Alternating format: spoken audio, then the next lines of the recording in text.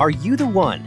There are almost 8 billion people in the world, but are you the one that needs hope? In this very moment, there are 332 million people in the U.S., but are you the one that feels alone? Good news is, you're not alone. While 80,000 thoughts will bombard you today and can feel chaotic, just one thought can potentially bring you peace and free you. Join us today, together with our guests, as we sift through the challenges, pains, questions, and victories in life. In sharing our stories, are you the one that will be inspired to take the next step toward fully living the purposeful and abundant life God created for you? Welcome to Are You the One? Good morning. Welcome. Yes, welcome to Are You the One? My name is Trish, and I am very excited for today because of all of the shows that we have done, 12 shows that we've done. This is the one that I have the most excitement about because I know that this guest is the one that God called for this day. So I want to begin by inviting you in to join with us on this great conversation. And with me in this great conversation is Marc Lucas, who happens to also be my boss. Again, I'm not your boss, but I like it. It's got a good ring to it, so we'll go with that. Yes. You're doing great so far. Oh, thank you. I'm going to give you a raise.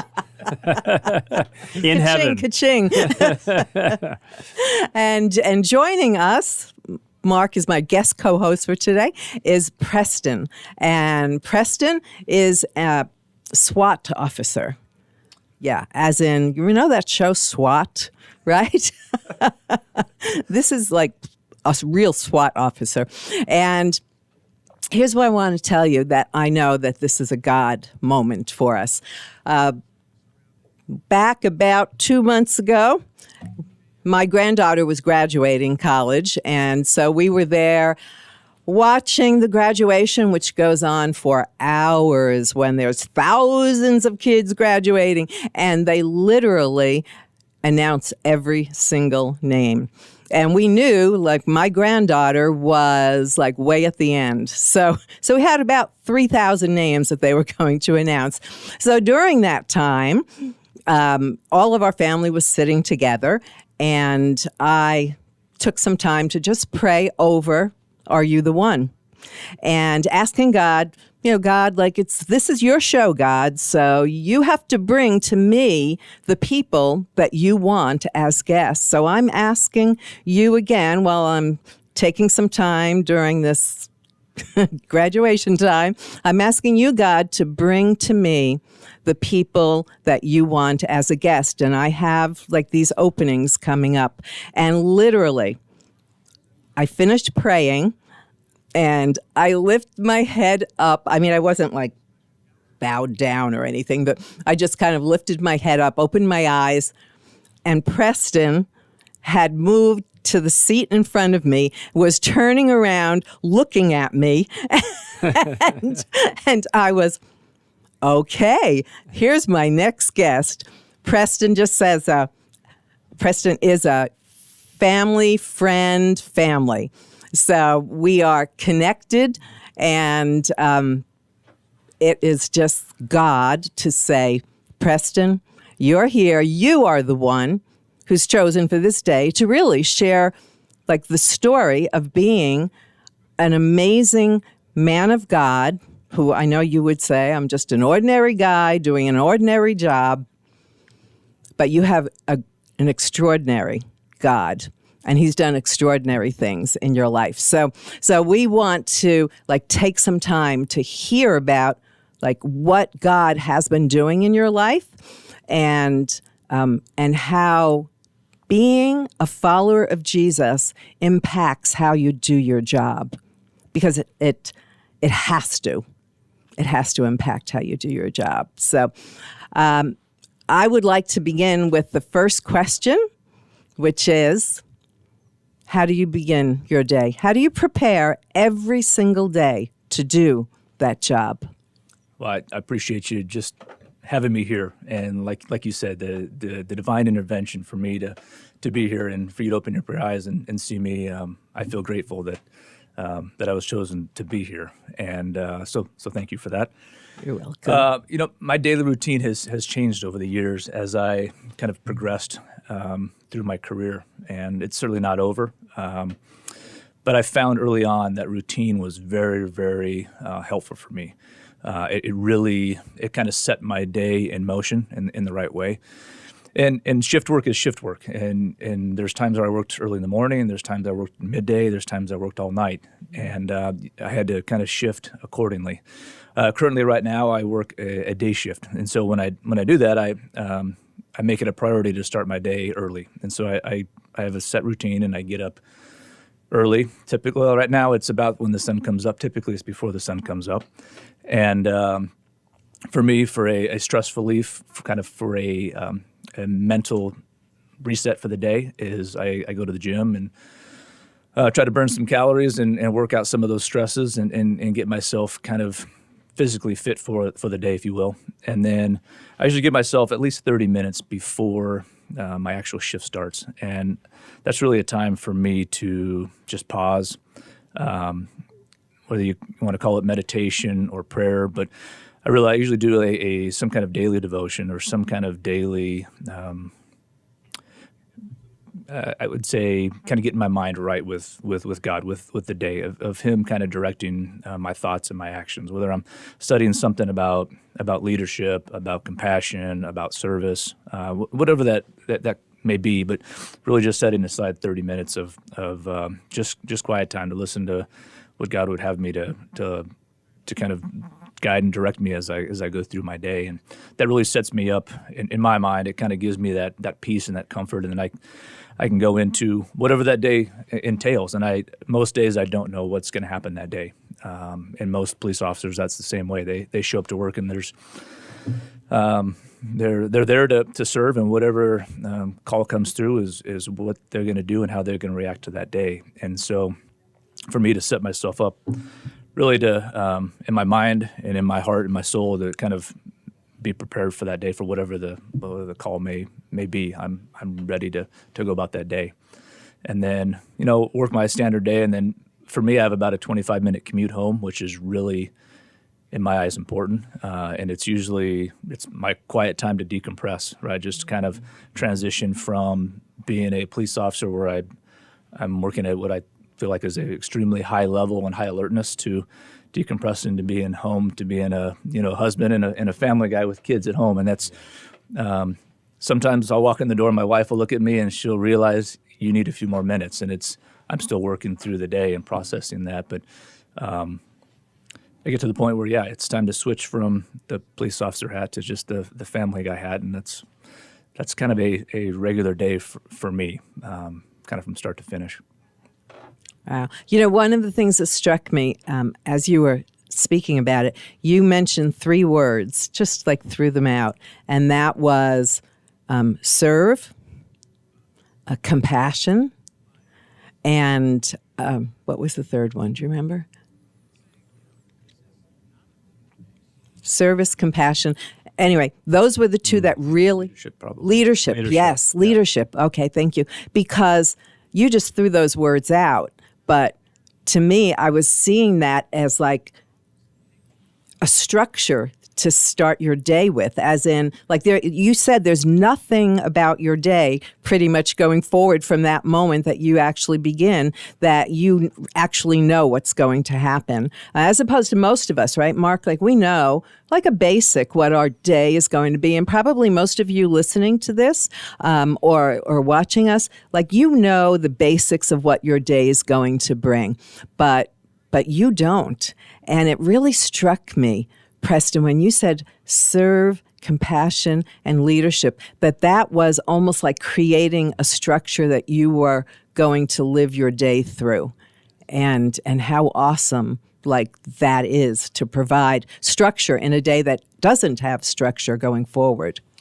Yeah, and it's, again, as I progressed through my career, I kind of realized the more time I experienced my profession, the more I realized that we're truly servants of the community, right? We are out there enforcing laws, not as a punitive thing in the sense of it's personal to us. No, but these are just the parameters that our community is expecting us to enforce certain laws. And there's laws on the books that are there designed for kind of peace and order with our community, and we're tasked and we're asked by our community to enforce those.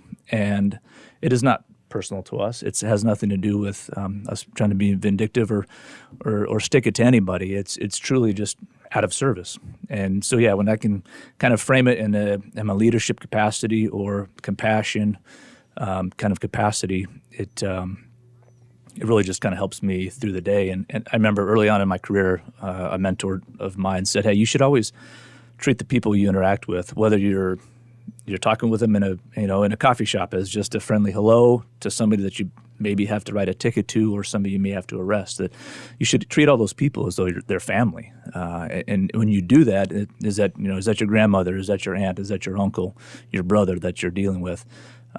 You should have compassion for those people. And again, it's not a I got you kind of thing. It's just the job that I've been asked to do, that I've been called to do, and so I feel like that's how people should be treated, and I try to do that, whether it's outside in the community or inside, with the coworkers that I have and get to work with. So, yeah.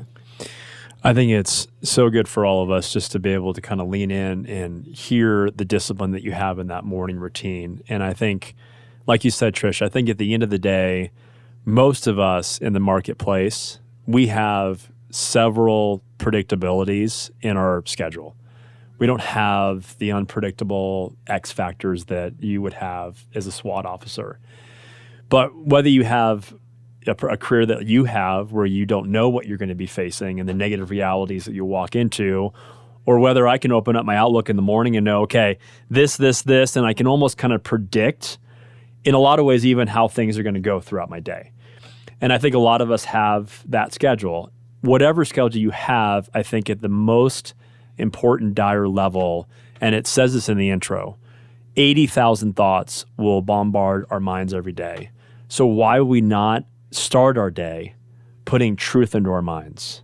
Why wouldn't we start our day really focusing on the things that are going to renew our minds in the midst of understanding what God's will is for our day?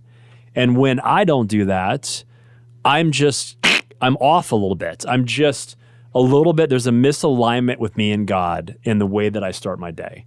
And yet you talk about these three words that you mentioned, which are great words. Every single job and every single person listening, and whether you're a student right now, or you work in the marketplace, or you work in ministry, or you're retired, wherever you are in the season of life, God is leaning in and saying, how are you going to love people today? How are you going to treat people today? Are you going to have leadership and compassion? Are you going to have the right characters that really are the embodiment and ethos of me as I put people in your path today? And I think if we don't really kind of lean in with great discipline to our morning routine, we just have less of a chance, and we're going to have probably more strikeouts in those moments to really be able to love people well. And I think the other piece that I also love that you mentioned, Preston, is the importance of physical activity. And I think a lot of times, even in my experience, even in the church, we talk about the great commandment, love God with all your mind, heart, soul, and strength. Well, part of the great commandment is taking care of your soul and taking care of the temples and the bodies that God's given us.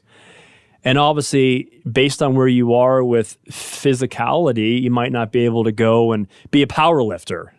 But all of us can go for a walk. All of us can go and have some physical activity in the morning to really get our kind of mind right as we take in the right renewing of thoughts from God's word, and then also walk out some physical activity. Because every time I do that, those two things, at a minimum, I just really reflect more of Jesus and the people that God puts in my place and my path throughout the day. Yeah. Yeah, and I think that's, and you're right. I think whatever that morning exercise is, for me, just from a mental health side to a spiritual side, just that morning start. And you're right, it could be a walk, it could be a run, mountain biking, hiking, whatever it is, something to where you kind of get outside of just the maybe the office walls or the car walls or outside of your home, just to experience, all that there is to offer when it comes to just renewing and kind of reshaping your thoughts and your minds, for sure. Yeah. The other quick thing, and then I want to go back to you, Trish, because you're a lot smarter than I am. When you talked about, I don't want to lose sight of this because I think it's really important for the listening audience, as beautiful as you are, to hear this. When you have that decompression time as you drive home, regardless of where we are in the marketplace, regardless if we're a mom driving home with the kids in the back of the car, to be able to have a discipline that we can just decompress and say, Lord, I believe the most important part of our day starts when we come home at night. And a lot of us, myself included, we're running on fumes when we come home. And I'm not giving my family, my kids, and my wife even close to my best because I have no patience. I have no energy. I haven't decompressed like you shared. So I think for all of us listening in, begin to have conversations with yourself and God and find whatever that looks like in that routine. Whether there's been times where I just drive home in silence and I don't like potholes and I hate hearing them, but I just drive home in silence. And it's really hard for me, a guy that talks a lot, to have silence, but just driving home in silence. Or there's seasons where I just really need to be listening to great worship music. Or there's seasons where I need to be really just praying prayers of gratitude. Whatever it is, I just say, Lord, fill my cup in a way that only you can, because the most important part of my day starts when that garage door opens and I walk through those back doors. Because my kids, my family, if you're a grandparent, whoever you're coming home to, that is such a vital, important part of our days. Yeah. And guilty as charged, by the way, as you were saying that. I was like, ooh, that struck a little nerve inside of me. Like how many times I've come home like, oh, God, I love what I do. I'm doing what I'm supposed to be doing, and it fuels me and it feeds me and all of those things. But my ride home, I'm often guilty of using that time to make one last phone call, check in on one other person. And so haven't taken that time to actually do some decompression. So thank you.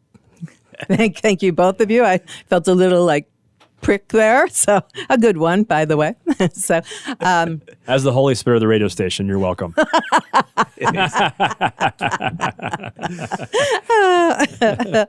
So I have a question for you. Can you share a couple of your favorite memories? I know there's plenty of memories I'm not asking you to share, but I am asking you if you can share with people, because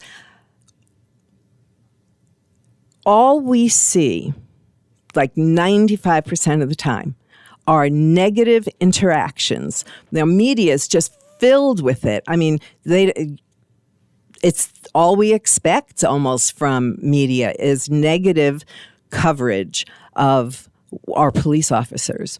And so can you share a couple of your favorite memories, on the job memories? And I know a couple of your favorite memories as family, but on the job memories. Yeah, it's interesting because I have tons of memories, and I'm sure most people do as well with coworkers, whether it's just things that happen at work on a day in and day out basis, or training and just experiences. But I work beside some really great men and women, and we have these training opportunities and these situations that are obviously very, very unique and day in and day out, and they're so different. And so I enjoy every single one of those. From an actual officer standpoint, the one that kind of comes to mind is a situation where I was a bike officer several years ago, and I was riding with my partner, and we happened to be riding. It was late November, riding through one of the city parks after hours, and we noticed a baby carriage kind of sitting by the little play structure.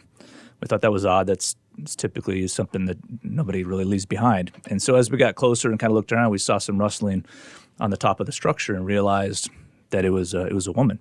And as we looked closer and called out to her, there was also a little boy with her, and asked her to come down, and started talking with her. And I mean, clearly there was she was in need, absolutely in need. It was way too cold for her to be out by herself with just her little son, and they really didn't have anything. Didn't have a car there. It was literally just her baby stroller and a couple bags, and that was it. And obviously, this, again, talking about divine intervention, the fact that my partner and I showed up when we did, that we rode to this park way after hours and encountered her, and realized, I mean, she was doing all that she could do, and it just, at that point, it just wasn't enough. She had some things happen in her life that kind of got her to that point. No fault of her own, just circumstances kind of beyond her control. And she was working, but it was one of those things where she hadn't gotten a paycheck yet, and so Right. she was kind of in limbo.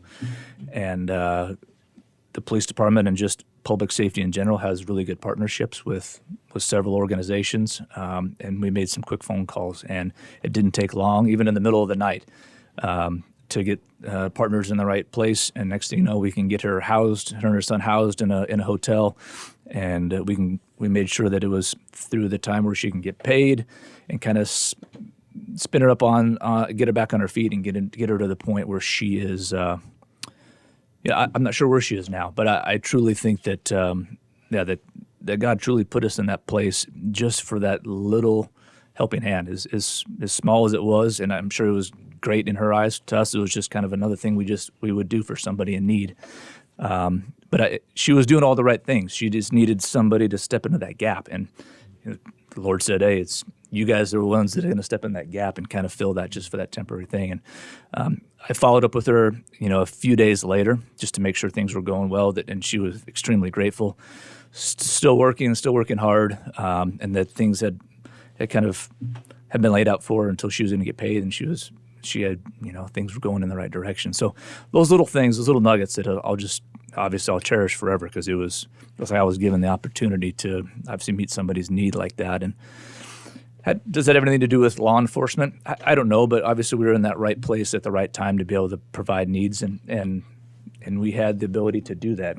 And so it's situations like that that really, and that happens all the time with us, that we find people in crisis, and we do with the best we can to make sure that we can provide every resource we can to make people successful in whatever they're doing. Well, and that's so important to hear, not just that one incident, because, yes, I am sure that not only is that in your eyes and in your heart something you'll always remember, but in hers. Like, God became real in that moment for her, and I'm sure her son even going forward. Like, that's part of their family history now, the night that God intervened. Right. Yeah. And that will always be there. And so it's so important to hear when you say, well, what is it necessarily about law enforcement? But it is about being a human being. It is about being a man of God. It is about reaching out to the least and the lost. It is about intersecting and using the resources that God's given us, each other, and who God's connected you with. And it is the importance of, like, what our police officers are actually doing. Right? I mean, it's the bigger picture of what you do. Yeah.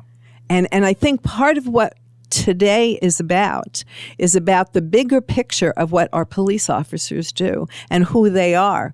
And it isn't just, enforcing, the law about the parks closed after 6 p.m., right? It's about service and about compassion, like we talked about earlier. And again, if that was my daughter or my grandchild that was out in that park, I mean, we wouldn't just roll off and say, "Hey, good luck to you. I hope things work out for you." No, it's a time where we have the resources and some connections. Let's invest in this person and let's get them going in the right direction. And those are the things that we really, really enjoy to do. Yes, we have to work under the capacities of enforcing laws because that's what the community is asking us to do. But our job is so multifaceted in what we do, what we're expected to do, and that's a prime example of that. Awesome. Well, I am so grateful for this time that we've had, and it's just like flown by. And so I don't think it's over, okay? But I do know that, are you the one hearing this, that to know that even your job, what your job is to not just do your job, but to always be aware that you may be intersecting someone's life in this day that God wants to use you. So thank you so much, Preston and Marc, for being with me here on Are You the One? And God bless you. Have an absolutely amazing day here from Phoenix, Arizona, where it's below 115, and we are grateful. God bless.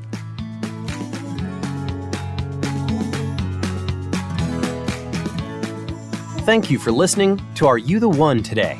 We are grateful that you chose to get into the messiness of life with us. We pray that you have been encouraged and blessed and are ready to perhaps take that next step.